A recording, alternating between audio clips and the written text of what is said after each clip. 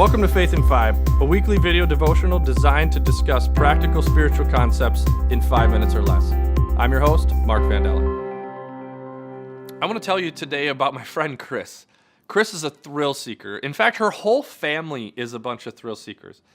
And I tell you this because I had her kids in youth group, and at the time we were trying to redesign our student room.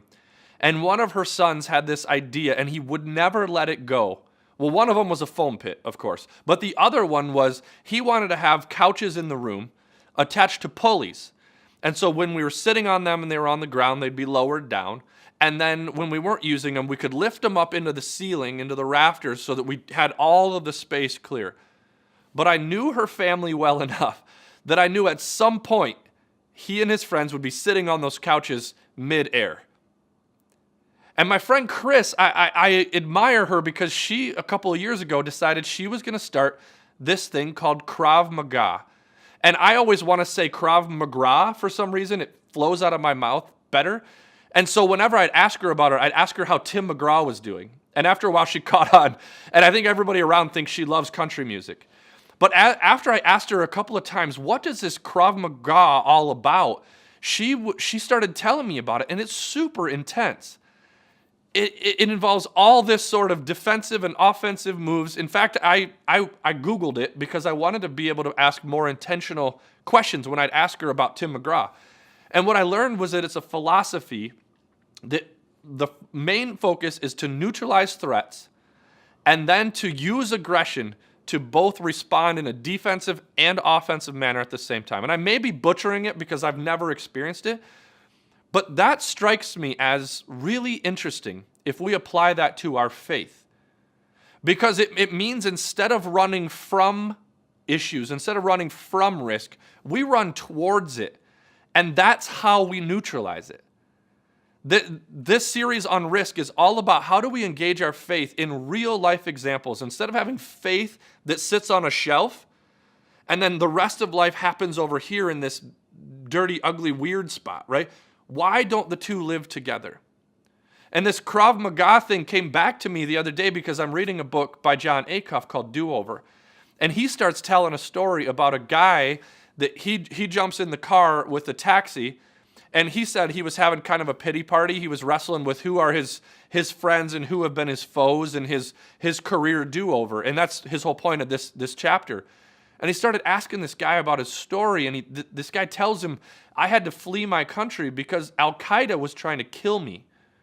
He said, in fact, when I left, I sent my family about 15 to 20 minutes ahead of me, and I followed in a separate car because I didn't think I would make it, and I wanted my family to succeed.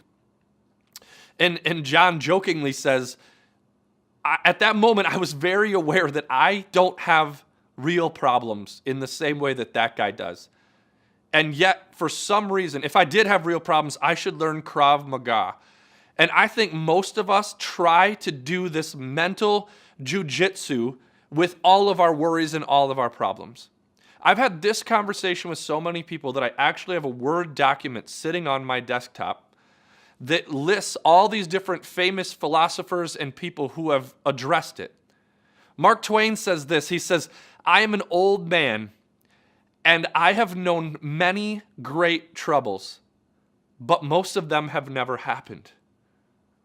Another person, Thomas Jefferson, says it very similar. He says, how much pain they have cost us, the evils in our lives that have never happened. And then this last one is an unknown. It says, so many of us spend all of our lives gathering up sticks to build bridges that we will never cross. See, the Bible says in Matthew 6, 25 through 34, it's talking all about the worries, how we get worked up at worries and all the things we worry about. It says in verse 27, it says, can any of us add a single hour to our day by worrying? And then it goes on in verse 32, it says, the pagans do that. The pagans run after all this stuff. And when you hear pagan, hear people who don't have God in their lives. Our lives as people with faith in God, should look markedly different from the rest of the world. In fact, we should live our faith more like Krav Maga, and we should go after challenges. We should run towards risk instead of away from it. I want to leave you with this one thing. If you were to apply one thing this week, consider Philippians 4:6. The Message version says this. It says, don't fret or worry. Instead of worrying, wrap all of your praises and petitions together into prayers and present them to God.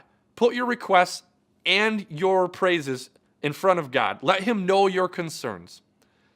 Before you know it, a sense of God's wholeness and his existence in your life will overcome you. It finishes with this, and this is my parting words to you as you enter into this week. Consider putting worry aside or running towards some risk that you may be facing. It's wonderful what happens when Christ replaces worry in your life. This week, run towards risk. Thanks for tuning in. If you want to follow us each week, click here to subscribe. And if you want to take it a little bit further, click here for discussion materials.